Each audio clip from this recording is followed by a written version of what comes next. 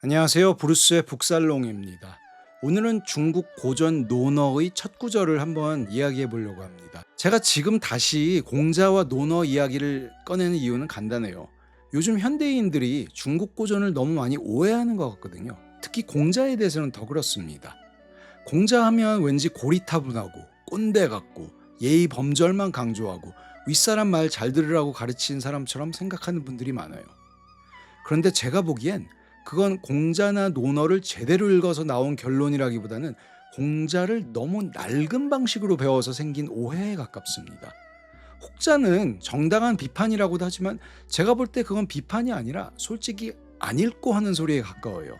공자는 괜히 성인이 아닙니다. 공자는 정말 사유가 깊은 사람이었고 또 생각보다 훨씬 열려있는 사람이었어요. 논어를 제대로 읽어보면 아마 깜짝깜짝 놀라실 거예요. 아니 이걸 2500년 전에 말했다고 싶은 순간들이 꽤 있습니다. 그래서 앞으로 저는 가끔씩 좋아하는 중국 고전의 이 텍스트들을 하나씩 소개해 보려고 해요. 공자뿐만이 아니라 다양하게요. 저는 그리고 남해근 선생님의 책을 보고 중국 고전을 주로 배워서 베이스는 남해근 선생님의 해석으로 하려고 합니다. 일단 논어부터 시작해보고 나중에 다른 중국 고전들도 조금씩 다뤄볼게요. 물론 여기에는 제 계산도 조금 깔려 있어요. 제가 중국 고전에 빠졌던 게 한 20년 전이었는데 한동안 좀 멀리하고 살다 보니까 저도 거의 많이 까먹었습니다. 그래서 이 영상들을 준비하면서 저도 다시 좀 공부하고 복습하고 마음속에 다시 좀 새겨보려고 합니다. 그래서 너무 많은 구절을 한 번에 길게 다루진 않을게요. 저나 여러분이나 체하지 않게 한 번에 한 구절 혹은 한 대목 정도만 심플하게 얘기해 볼 생각입니다. 오늘은 논어의 첫 구절을 한번 말씀드릴게요. 학이 편이죠. 논어를 끝까지 읽은 사람 많지 않아도 논어 책을 한 번쯤 펴본 사람들은 꽤 있을 거예요. 그래서 이 첫 구절은 다들 한 번쯤 들어보셨을 겁니다. 공자왈 배우고 때때로 그것을 익히니 또한 기쁘지 아니한가. 벗이 먼 곳에서 찾아오니 또한 즐겁지 아니한가. 사람들이 알아주지 않더라도 원망하지 않으니 또한 군자가 아닌가. 학이 시습지 불력 열호 유붕자원 박래 불력 락호 인부지이 불온 불력 군자호. 너무 유명한 구절입니다. 그런데 이걸 너무 단순하게 해석하면 재미가 없어져요. 배우고 때때로 익히니 기쁘다. 그러니까 공부 열심히 해라. 공부는 즐거운 것이다. 그런데 솔직히 공부가 그렇게 즐겁나요? 대부분의 사람들에게 공부는 괴롭습니다. 시험 공부는 더 괴롭죠. 그래서 공부는 즐거운 거야. 그러니까 열심히 해. 이렇게 말하면 너무 고리타분합니다. 듣는 사람 입장에서는 반감부터 생깁니다. 그 다음 구절도 그래요. 벗이 먼 곳에서 찾아오니 즐겁다. 이것도 그냥 글자 그대로만 보면 너무 당연한 말처럼 들립니다. 친구가 놀러 오면 좋죠. 그걸 굳이 공자가 말해야 하나 싶습니다. 세 번째 구절도 그래요. 남들이 알아주지 않아도 원망하지 말아야 군자다. 말은 좋습니다. 그런데 사람 마음이 어디 그렇게 쉽게 되나요? 뭐 행동으로는 욕하지 않고 겉으로 화내지 않는 것까지는 어떻게든 해볼 수가 있어요. 그런데 속으로도 미워하지 말라고요? 속으로도 서운해하지 말라고요? 그럼 군자가 되기 너무 어려운 거 아닙니까? 그러니까 이런 식으로 글자, 문자만 보고 단편적으로 해석하면 논어 첫 구절은 갑자기 배울 게 별로 없는 말처럼 느껴져요. 그냥 공부해라. 친구 오면 좋아해라. 남 탓하지 마라. 이 정도로 들리거든요. 고전은 글자 그대로만 읽으면 오히려 핵심 의미와 멀어질 때가 있습니다. 고전이 살아있는 지혜가 아니라 교조적인 법률처럼 변해버리면 사람들은 당연히 싫어하게 됩니다. 그래서 현대인들이 고전을 기피하는 것도 어느 정도 이해는 돼요. 그래서 고전은 제대로 읽어야 합니다. 제대로 읽으면 왜 공자가 성인이라고 불렀는지 조금씩 보일 거예요. 그리고 왜 논어가 이렇게 오래 살아남았는지도 이해하게 됩니다. 자, 그럼 첫 구절을 다시 해석해 볼게요. 배우고 때때로 그것을 익힌다. 학이 시습지. 여기서 핵심은 배운다보다는 오히려 때때로와 익힌다에 있습니다. 공자가 말하는 학문은 우리가 흔히 생각하는 공부와는 조금 달라요. 책상 앞에 앉아서 외우는 거, 시험 점수를 잘 받는 거, 책을 많이 읽어서 지식을 많이 쌓는 것. 물론 이것도 공부일 수 있습니다.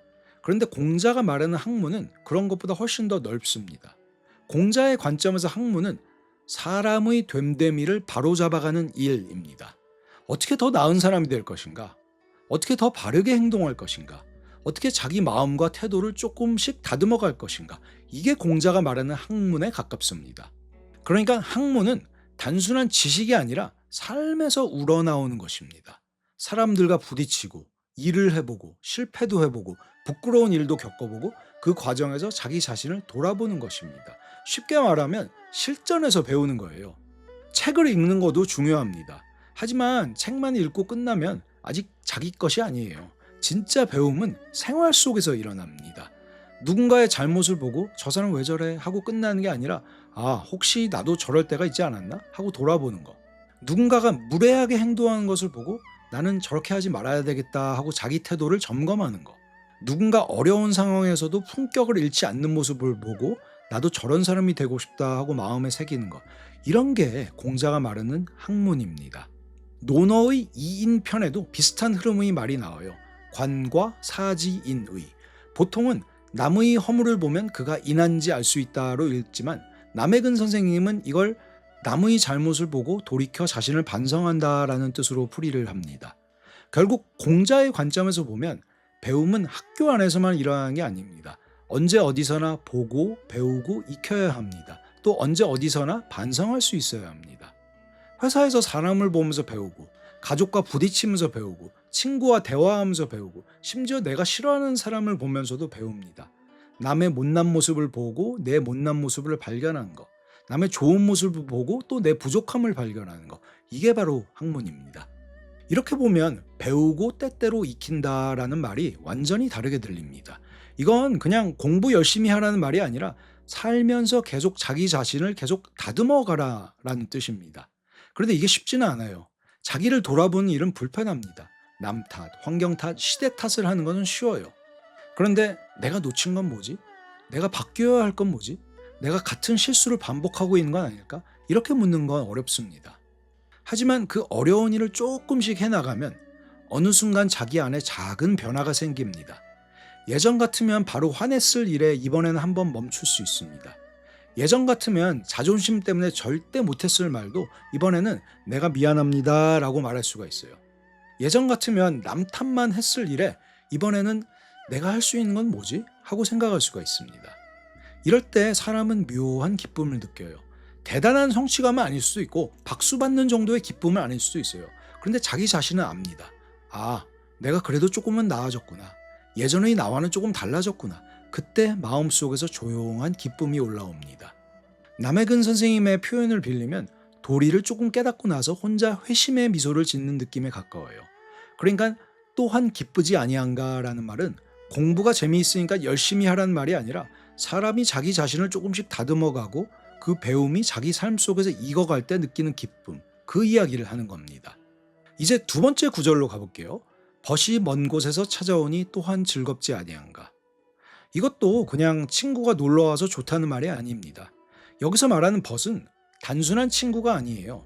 같이 밥 먹고 술 마시고 놀러 다니는 그런 친구만을 말하는 게 아닙니다. 여기서의 벗은 나를 알아주는 사람입니다. 지기. 내가 가고 있는 길을 이해해 주는 사람이고 내가 붙들고 있는 생각과 삶의 태도를 알아봐 주는 사람입니다. 사람이 학문을 한다는 건 생각보다 외로운 일이에요. 왜냐하면 내가 진짜로 중요하다고 생각하는 것을 세상 사람들이 꼭 알아주지는 않거든요. 내가 조용히 붙들고 있는 원칙, 내가 오래 고민해온 질문, 내가 마음속으로 지키고 싶은 삶의 방식, 이런 것들은 밖에서는 잘 보이지가 않습니다. 공자도 외로운 사람이었어요. 제자는 굉장히 많았죠. 3,000명이나 됐으니까. 그런데 현실적으로 보면 공자는 늘 세상의 중심에서 어떤 승승장구하던 그런 사람은 아니었어요. 큰 권력을 잡고 세상을 마음껏 바꾼 사람도 아니었습니다. 오히려 오랫동안 여러 나라를 유랑했고 자기 뜻이 받아들여지지 않는 그런 시간을 많이 겪었습니다. 그러니까 공자는 학문하는 사람이 느끼는 그런 외로움이나 자기 길을 가는 사람이 느끼는 적막함을 너무나 잘 알았습니다. 내가 진지하게 붙들고 있는 것을 알아주는 사람이 세상에 얼마나 될까요? 많지 않습니다. 어쩌면 평생에 한 명도 못 만날 수가 있어요. 그런데 그래도 학문을 한 사람들은 언젠가 지기를 만날 수 있을 겁니다. 나를 정말 알아봐주는 사람이요. 그런 사람이 만일 찾아왔다고 칩시다. 당신도 그걸 보고 있었군요. 당신도 그 길을 가고 있었군요. 나만 이상한 게 아니었군요. 이런 사람을 만나는 기쁨은 굉장히 큽니다. 조회수가 많은 그런 기쁨과는 달라요. 사람들이 박수 쳐주는 기쁨과도 다르고 유명해지는 그런 기쁨과도 다릅니다. 그건 나를 소비하는 사람들이 많아진 기쁨이 아니라 나를 이해하는 사람을 만난 기쁨입니다. 벗이 먼 곳에서 찾아온다 해서 멀다라는 말도 중요해요. 이 말은 단순히 외국이나 먼 지방에서 친구가 온다는 그런 뜻만은 아니에요. 남해근 선생님의 해석을 따라가면 여기서의 멀다는 지기를 얻기가 그만큼 어렵다라는 그런 표현으로 볼 수가 있어요. 나를 정말 이해해 준 사람이 가까운 데 있다고 해서 쉽게 만나는 게 아닙니다. 매일 보는 사람이라고 해서 나를 깊이 이해하는 것도 아니에요. 반대로 아주 멀리 있는 사람이 혹은 아주 나중에 나타나는 사람이 나를 더 깊이 이해해 줄 수도 있습니다. 그래서 이 멀다라는 말은 공간만이 아니라 시간으로도 이해할 수 있다고 봐요. 공자의 사상도 사실 공자가 살아있을 때 완전히 꼽힌 것은 아니었습니다. 오히려 이제 수백 년이 지난 뒤에 한나라 무제 때 이제 크게 부각이 되었고, 이제 동중서라는 인물에 의해서 국가적 사상으로 자리 잡게 됐죠. 사마천도 사기에서 공자를 높여서 추앙했죠. 그렇다면 이 사람들도 어떤 의미에서는 공자의 직위가 아니었을까요? 공자가 살아있을 때는 만나지 못했지만 시간을 건너 공자를 알아본 사람들입니다. 공자가 남긴 뜻을 뒤늦게 알아본 사람들이죠. 이렇게 보면 벗이 먼 곳에서 찾아온다라는 말은 훨씬 깊어집니다. 나를 알아주는 사람은 꼭 지금 내 옆에 있는 사람만이 아닐 수도 있습니다. 지금은 아무도 몰라줘도 언젠가 누군가는 알아볼 수 있습니다. 공간을 건너서 올 수도 있고 시간을 건너서 올 수도 있습니다. 그래서 또한 즐겁지 아니한가 라는 말이 나오는 겁니다. 이제 세 번째 구절이에요. 사람들이 알아주지 않더라도 원망하지 않으니 또한 군자가 아닌가. 이 구절은 조금 어렵습니다. 사람은 누구나 인정받고 싶어 합니다. 내가 한 노력을 누가 알아봐 주길 바래요. 내 진심을 몰라주면 서운하고요. 내가 애쓴 것을 아무도 보지 못하면 마음이 상해요. 왜 내 마음을 몰라주지? 왜 내 노력을 인정해주지 않지?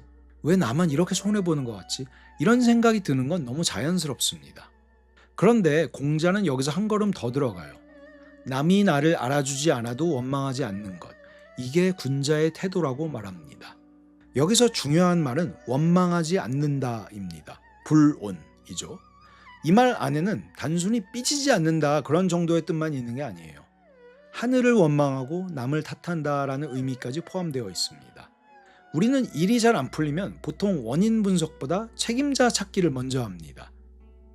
누가 나를 안 도와줬다. 누가 내 발목을 잡았다. 세상이 나를 몰라준다. 시대가 나를 받아주지 않는다. 운이 나빴다. 심하면 하늘까지 원망합니다. 물론 억울한 상황도 있을 수 있습니다. 정말로 누군가 나를 힘들게 했을 수도 있습니다. 세상에는 불공평한 일도 많습니다. 그런데 진짜 학문을 하는 사람은 거기서 끝나지 않아요. 하늘을 원망하고 남을 탓하는 데서 멈추지 않고 다시 자기 자신에게 돌아옵니다. 왜 나는 아직 일어서지 못했을까? 왜 나는 아직 목표에 도달하지 못했을까? 내가 더 배워야 할 것은 무엇일까? 내가 더 익혀야 할 것은 무엇일까? 이렇게 자기 자신에게 물어요. 이건 자기 비하도 아니고 무조건 내 탓을 하라는 말도 아니에요. 불합리한 세상 앞에서 입 다물고 참고만 살라는 말도 아닙니다. 오히려 그 반대입니다. 남 탓에만 머물러 있지 말고 내 삶을 다시 내 손으로 가져오는 태도입니다. 상황이 어렵더라도 내가 배울 수 있는 것을 찾는 태도입니다. 아무도 알아주지 않아도 내가 가야 할 길을 계속 가는 태도입니다. 이게 건강한 심리입니다. 그리고 공자는 이런 사람을 군자라고 부른 겁니다. 그러니까 이 세 구절은 따로 떨어진 말이 아니라 하나의 흐름으로 이어져 있습니다. 첫째, 배운 것을 삶 속에서 익혀라. 학문은 책 속에만 있는 것이 아니라 매일의 행동과 반성 속에 있다. 둘째, 그 길은 외로울 수 있다. 그래도 언젠간 나를 알아봐주는 지기를 만나면 그것은 아주 큰 즐거움이다. 셋째, 하지만 끝내 아무도 알아주지 않아도 원망하지 마라. 남이 알아주지 않아도 자기 길을 계속 가는 사람이 군자다.